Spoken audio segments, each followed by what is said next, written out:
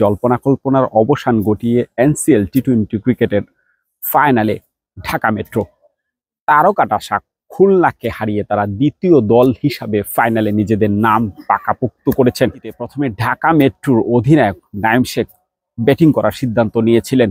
সিদ্ধান্তটা যে ভালো ছিল সেটা কিন্তু তারা যে শুরুটা করেছিলেন সেটা দেখে বোঝা যায়, কারণ 3 ওভারে তাদের রান ছিল প্রায় 30 রান।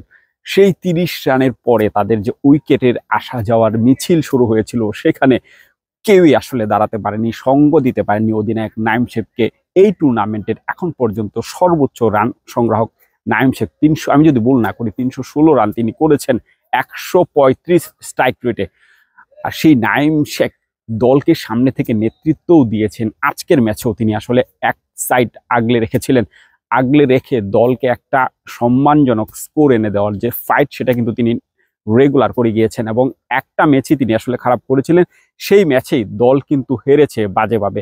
আজকেও যে খুব বেশি রান হয়েছে তা কিন্তু না, কিন্তু নাঈম শেখ একটা সাইড ভালোভাবে আগলে রেখেছিলেন এবং দলকে এমন একটা জায়গায় নিয়ে গিয়েছিলেন যে রানটা আসলে বলারদের জন্য একটা কনভিনিয়েন্স সিচুয়েশন ছিল, যেখান থেকে তারা ফাইট করার মতো একটা শক্তি পেয়েছিল।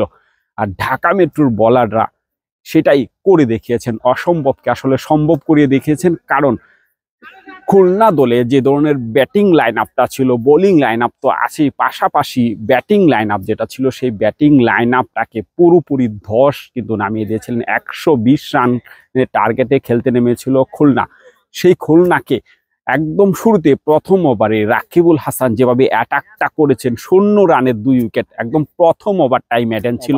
পরই আসলে খুলনা ম্যাচ থেকে অনেকটাই ছিটকে গিয়েছিল, তবে কিছুটা প্রতিরোধ করার চেষ্টা করেছিলেন এনামুল হক বিজয় এবং নুরুল হাসান সুহান, কিন্তু শেষ পর্যন্ত আসলে শেষ রক্ষা হয়নি।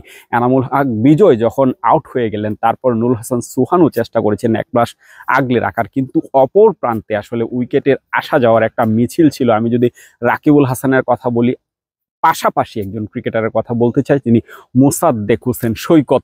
তিনি একজন ব্যাটিং অলরাউন্ডার, তার নামের প্রতি সুবিচার করতে পারেননি ব্যাটিং সাইড থেকে, কিন্তু বোলিং পাশ থেকে যে কাজটা তিনি করেছেন 2.4 ওভার বল করে তিনি 3টি উইকেট নিয়েছেন এবং খুলনার যে ব্যাটিং লাইন আপ সেটাকে আরো একবার ধস নামানোর যে কাজটা সেটা তিনি বেশ ভালোভাবে করেছেন, যার ফলে 120 রানের টার্গেটে খেলতে নেমে মাত্র 81 রানে অল আউট হয়েছে খুলনা বিভাগ।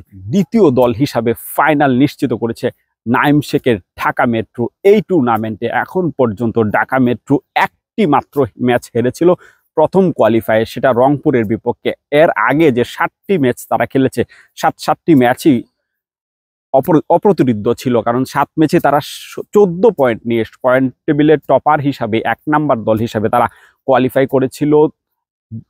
যখন দ্বিতীয় নাম্বার দল রংপুরের বিপক্ষে তারা কোয়ালিফাই ম্যাচে অবতীর্ণ হয়েছিল, সেখানে রংপুরের কাছে তারা হেরেছিল।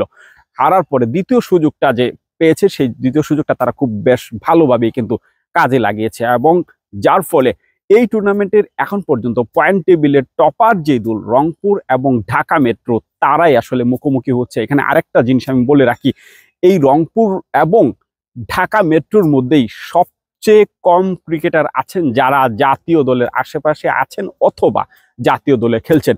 বাকি সব টিমেই মোটামুটি জাতীয় দলের ক্রিকেটার ছিলেন। আমি যদি রাজশাহীর কথা বলি, সেখানে তাওহিদ হৃদয় খেলেছেন, মুশফিকুর রহিম খেলেছেন, নাজমুল হাসান শান্ত খেলেছেন।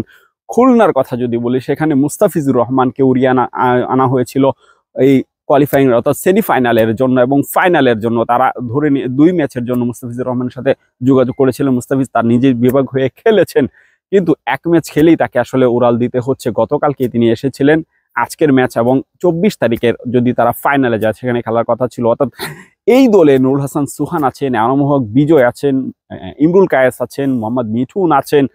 এত তারকাঠাসা দল নিয়েও কিন্তু তারা শেষ পর্যন্ত ফাইনালে যেতে পারেনি, কিন্তু চমক দেখিয়েছে রংপুর এবং ঢাকা মেট্রো, যাদেরকে এই টুর্নামেন্টের শুরু হওয়ার আগেও হয়তোবা তারা টপে থাকবেন বা ফাইনাল খেলবেন সেটা কল্পনা করা হয়নি।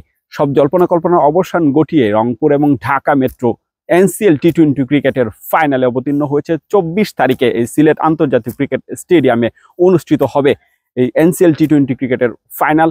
সেখানে কে হবে প্রথমবারের মতো এই টি-20 সংস্করণের চ্যাম্পিয়ন সেটাই দেখার বিষয়। সিলেট আন্তর্জাতিক ক্রিকেট স্টেডিয়াম থেকে তুফাইল আহমেদ নাবিল, ডেইলি পোস্ট ৭১।